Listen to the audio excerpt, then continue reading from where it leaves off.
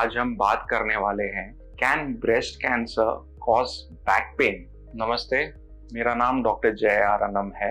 मैं मुंबई स्थित एक ब्रेस्ट कैंसर, ब्रेस्ट ऑन्कोप्लास्टी और एस लिम्फा सर्जन हूँ।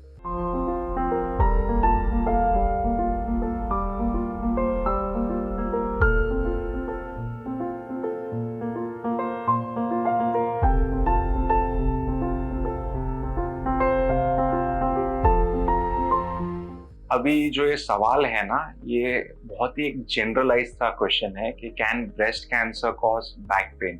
इसके अंदर दो टाइप के इंडिविजुअल्स के बारे में मैं बात करना चाहूंगा। एक इंडिविजुअल है जो कि diagnosed case of breast cancer नहीं है, वर्सेस एक इंडिविजुअल है जो कि diagnosed case of breast cancer है। यानी कि एक जिसमें ब्रेस्ट कैंसर अब तक डिटेक्ट नहीं हुआ वर्सेस एक जिसमें ब्रेस्ट कैंसर है।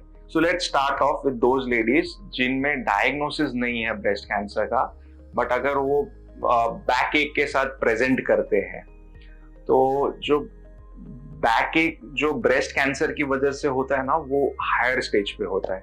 कि अगर ब्रेस्ट कैंसर ब्रेस्ट से निकल के हड्डियों में पहुंच चुका है, यानी कि रीढ़ की हड्डी में, स्पाइन में पहुंच चुका है, तो बैक एक हो सकता है। तो बैक एक is not a good sign.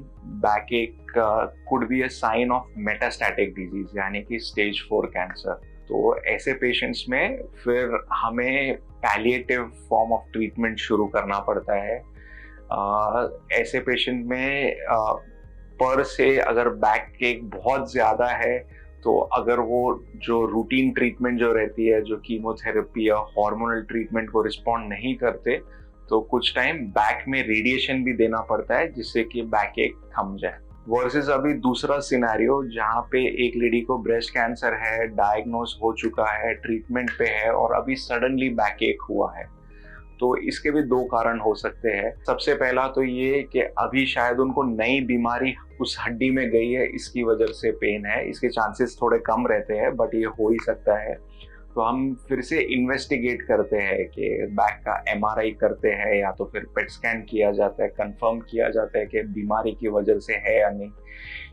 Touchwood ऐसे नहीं होना चाहिए, बट इन केस बीमारी की वजह से है, तो फिर से हमको इलाज शुरू करना पड़ता है। किसी पेशेंट में कीमोथेरेपी, किसी में रेडिएशन देना पड़ता है। अगर हमने सब जांच कर ली है एंड हमें पता चला कि ये बैक एक कैंसर की वजह से नहीं है, तो ये जो बैक एक हो सकता है, जो हार्मोनल ट्रीटमेंट है उसकी वजह से भी हो सकता है। हार्मोनल ट्रीटमेंट यानी कि अनास्ट्राजोल या लेट्राजोल की जो गोली रहती है, उससे ऑस्टियोपोरोसिस का चांस होता है, तो उसकी वजह से भी बैक एक हो सकता है। कुछ महिलाओं में विटामिन B12, D3 की कमी हो, तो उससे भी बैक एक हो सकता है।